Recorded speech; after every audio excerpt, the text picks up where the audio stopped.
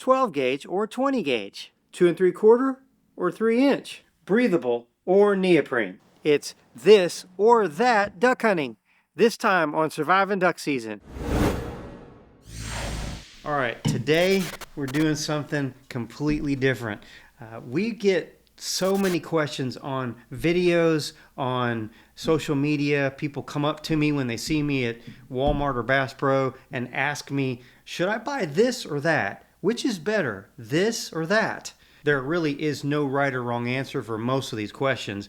It's just personal preference, or it's me researching or using something for years and just coming up with what really works best for me. So the idea is I'm trying to help y'all make decisions for yourself by listening to why I use a certain thing. You may disagree with me, and that's cool. If you do, let me know down in the comments that maybe why you might like something different than I do. And also, we're not going to cover anywhere near all of the questions that may be out there. If you've got one that I didn't answer today, drop that down in the comments as well.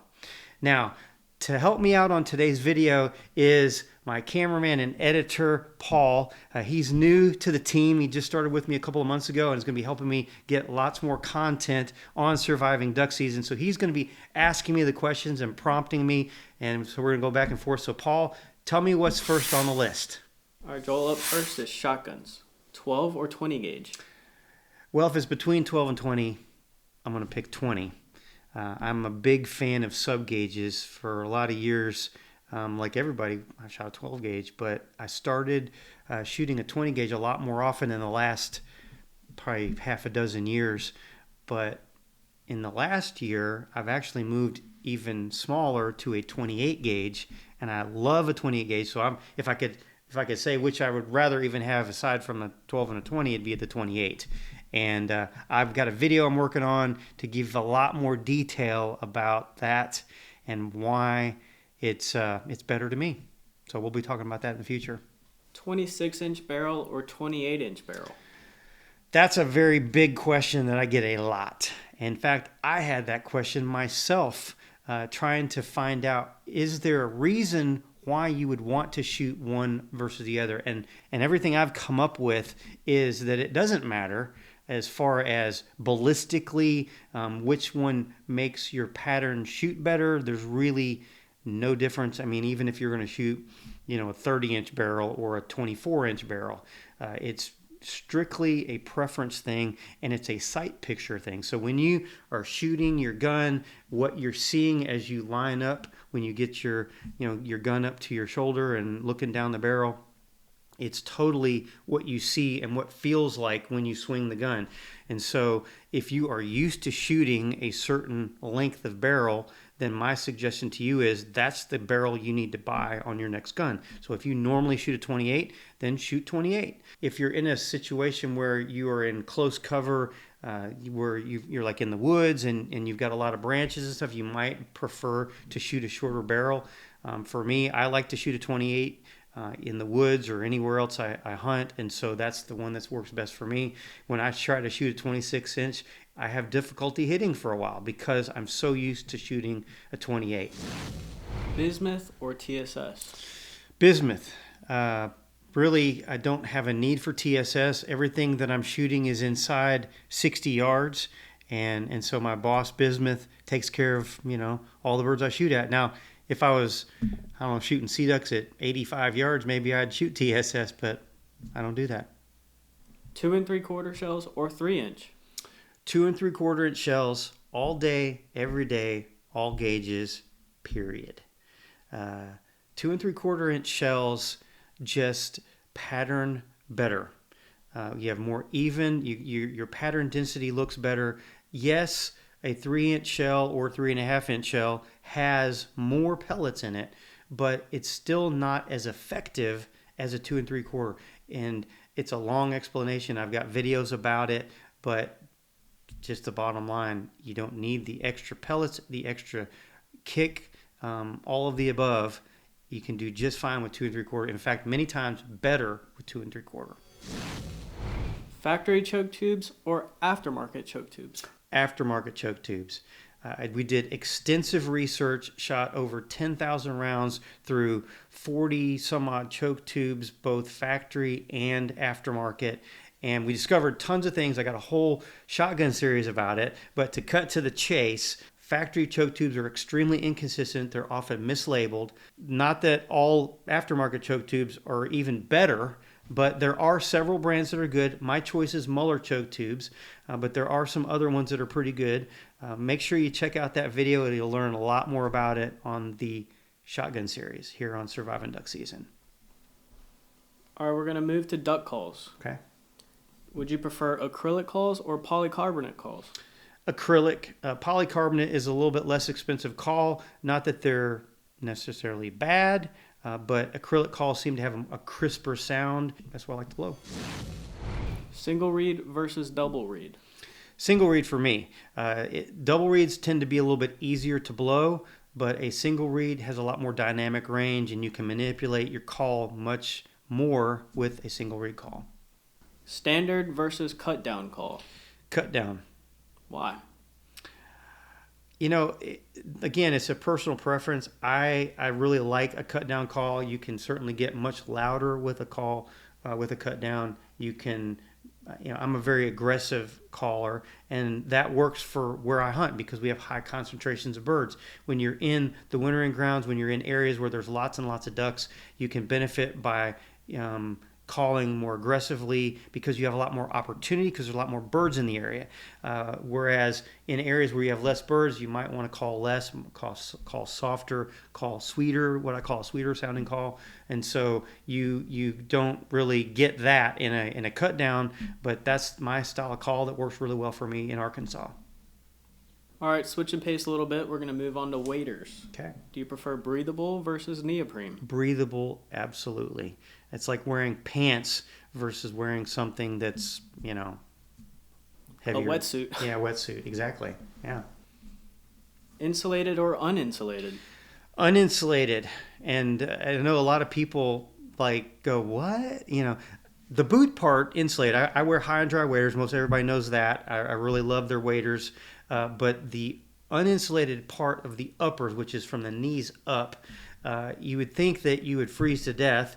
And if you don't layer up, you will if it's a cold day. But what I really appreciate is the ability to not get too hot, allow my breathable waders to do what they're designed to do, to be lightweight and breathe. And so if I've got too much, if you've got insulation in them on a not so cold day, you're going to sweat your butt off, and I don't think that's not what I want. We've done that for many, many years. And so the flexibility of being able to layer up on a cold day or just wear thin pants on a warm day is great.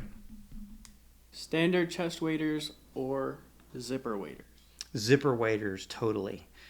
I wouldn't have said that until I wore my first pair of zipper waders, but it's great. I mean, for lots of reasons, probably the biggest reason for me is just being able to get in and out of them very, very quickly. I don't have to take my shoulder straps off at all. They just stay just locked in, never have to make any adjustments because I unzip and then pull them off. Great.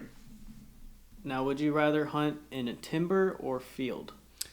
Timber, of course. Flooded timber is awesome. It's the best. And we got, lots of opportunities and places to do that in Arkansas. If you're hunting in a field, would you rather it be dry or a flooded field? Flooded field. Is there a reason?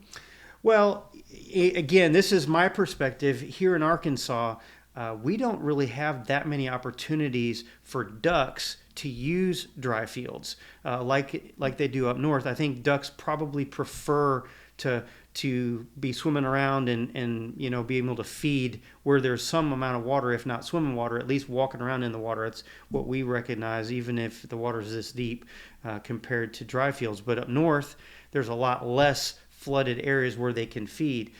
Here, like I said, different story. Now, geese, completely different thing. I do like dry field hunting for geese, but not for ducks in Arkansas. Corn or rice? Rice, totally. Again, in Arkansas, it's a rice is a thing that we do in just a very few states in the country, and if you can grow rice, I feel like it's much better for ducks for many reasons.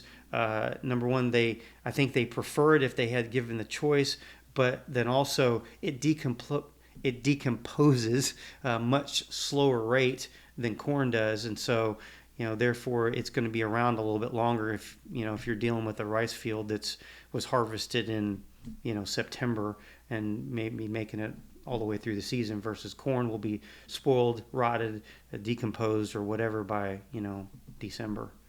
Now on that note, rice or moist soil habitat? Okay, moist soil habitat usually. I love moist soil habitat because, again, for the same reasons I was speaking between rice and corn, moist soil habitat is natural. It's made to, it's not a commercially grown thing. It's weeds. And so the seed that God made, it's not been hybridized or changed or anything. And it's got exactly what a duck or other animals need for nutrition, and it doesn't decompose as fast as a commercial grown habitat. Now switching gears again over to decoys. Okay. Do you prefer flocked decoys or painted decoys? Man, that's a big question that we get a lot, and I've used flock decoys quite a bit over the last 25 years, and I don't have any unequivocal, evidence or, some scientific study that says that one is better than the other. I probably should dive into that a little bit better. But just from a standpoint of what I see, if I put some decoys out on the water and step back 100 yards and look at them, there's no question that a flock decoy looks more like a real duck. It reflects light, whether it's on a cloudy day or on a sunny day, it just reflects better. I think they look even better on a cloudy day just because there's no shadows like there is on a sunny day. And so, yes, they cost more. Yes, you have to be more careful with them. But my choice is, when I can, to use flock decoys. Now, oversized decoys or super Magnum decoys? There's a lot of guys that use those gigantic oversized decoys. I've used some, especially for goose hunting in the past. But I think that the Magnum size, because most of them are. Most people, most companies are not really building a true life size decoy. Most of them are just a little bit bigger than life size, and I think that's completely adequate most of the time. Yeah. Now, for confidence decoys, would you prefer a black duck decoy or a coot decoy? Yeah, black duck. I put black duck decoys in all of my spreads. I think they're great. It's probably not much difference, truthfully. I don't know that the ducks are paying attention so much to, is that a black duck or a coot. I'm not using them for a confidence decoy. I'm using them totally for a visual thing more than anything else, because black ducks or coots are so visible from up above. It's what it is, and I don't know that it's necessarily that they're coming to the species, because we don't get that many black ducks in Arkansas. Hardly any. They come to it because they can see them. Spinning wing decoys or none? Mostly not. I used to use them every single day duck season, but I've used them less and less in the last 2 or 3 years because I've not seen them quite as effective. They work really well in certain circumstances, but not as a general rule once they get to the wintering grounds. Texas rigs versus old school wrap and keel weights? Definitely Texas rigs. They're a lot more convenient for me. You can sling out several decoys at one time. They don't get tangled, and it's super quick when you pick them up at the end of the hunt. Now, I find it really interesting that you said that the other style, wrapping the cords around the bottom of the decoy and all that, was old school, because I really think of Texas rigs as an old school way too, because it's been around for a really long time. Have you ever wondered why they call it Texas rigs? Well, I did. In fact, I did a whole video talking about where the Texas rig came from, and it's right here. If you missed it, make sure you check it out. And if I missed something in my questions, make sure you drop down your question in the comments. I'm Joel Strickland. God bless, and I'll see you on the next video.